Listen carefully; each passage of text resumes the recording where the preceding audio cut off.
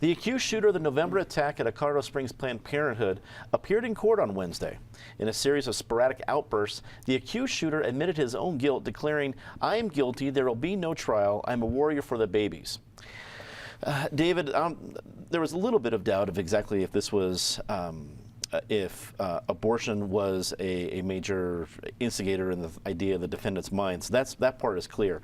Now we're back to the whole mental health discussion, and probably a dramatic trial if it goes that far. From what you've seen on your side of things, again with your legal background, are we going to see another circus-like trial?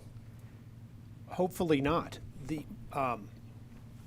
When you're, say, a court-appointed lawyer who's representing an indigent person who has mental illness, and the case is, should this person be involuntarily committed for treatment, what lawyers in that situation are told by the professional ethics boards and things like that is, you may correctly think your client would be better off going to that mental hospital for a month and getting better, but if the client wants you to keep him out, then your job is to represent the client's wishes.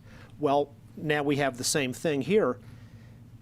The perpetrator almost certainly has some mental illnesses, personality disorders, among others. But that doesn't mean he's incompetent to know what's going on and to know what he wants. And if he wants to plead guilty, and if he wants to plead guilty to a capital crime, that's his choice. And you know, it's contrary to sort of the mentality of the public defender's office, which is you always want to minimize what happens to your clients. But as an attorney, you have at some point an ethical obligation to follow your client's wishes. And if your client wants to plead guilty, you can't try to throw sand in the gears and stop him from doing it. You know, maybe there will be a mental health evaluation, but you know, based on what little we've seen so far, the criminal here has enough mental competence to make that decision to plead guilty in a knowing and informed way. Eric, it wasn't like this situation was not already ratcheting up the conversation about pro-life and pro-choice in a very sensitive time, but this seems to only turn up that heat a little bit. Do you think this is going to have ramifications next year? The pro-life, pro-choice debate, yes, the heat got turned up. It was turned up over the summer with the videos. It was obviously ratcheted up with the tragic shooting in Colorado Springs. But it's not like that debate ever really recedes. It's the divide that has cleaved this country for 40-some years now. And it's a divide that you don't see any end in sight or any way to even sort of limit the debate and move it away from the margins and say, yeah, we're going to disagree, but we're going to disagree on a narrower set of issues and put the zealots on both sides a little bit in their place. You just don't see that happening. The news clips I saw of the preliminary hearing in Colorado Springs, I mean, if I've seen the look of crazy, that was the look of that was the look of crazy. Now, obviously, you could say the same thing about James Holmes, the irony of them having the same public defender, Dan King, who has one of the tougher jobs in this state. I have no idea how this ends up. I'm sitting between two attorneys, and I should probably let them have most of the airtime here to be curious to see whether District Attorney Dan May seeks the death penalty down there. Yes, Colorado Springs and the 4th Judicial District is a very conservative part of the state, but again, this guy is, how old is Robert Deere? In his upper 50s. Even if you secure a death penalty, which I think is a tough judgment to get in this day and age, even in Colorado Springs, you know, is he ever going to lie in a gurney with needles in him? Color me very doubtful. Penn, from what you saw so far, both from your own perspective and a legal perspective, what do you think? You know, legally, and David touched on many of these points, what a lot of folks don't realize is two things. You can go into any county court or district court any day of the week, and there are a whole bunch of people who walk in the door accused of offense, and they'll look at the judge and say, yeah, I did it, I'm guilty. You know, I'm going to pay a fine, or if I have to do 30 days suspended, I'm guilty, I'm a criminal. Let me deal with it.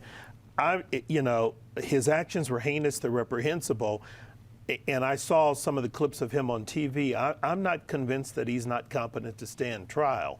The other thing that's interesting is under Colorado law, after you go through a certain process, he can fire his public defenders and plead guilty and tell the court, I am guilty. I don't want a trial. I don't want to go through this. I'm guilty, let's get on to the sentencing phase. Now, I do think if the DA pushes for the death penalty, that changes the game. But if the DA is willing to accept life in prison without any help of parole with somebody who's 57, 58, this looks like a guy he's already said it in open court now. I don't know how they deal with that piece, but he may just say, I'm guilty, I did it. I think I did it because of my religious or whatever personal convictions. I'm prepared now to go to jail for the rest of my life. It's going to be interesting to see how this plays out. Patty, do you think we'll be spared a messy trial? I hope so. I mean, first of all, at least we will be spared, I hope, from now on, the suggestion that pot did it, which was really, until he went to court that day, there was a big story in the Post, oh, he came here for the pot. No one who is smoking pot is going to take on this kind of action. I mean, it takes a lot more get up and go. This guy, he looks crazy, but he could be just a true zealot, a true believer. I mean, he clearly made his motivation is clear. He said he did it because he did it for the babies. He's against abortion. Is that crazy, or is it just someone who truly believes?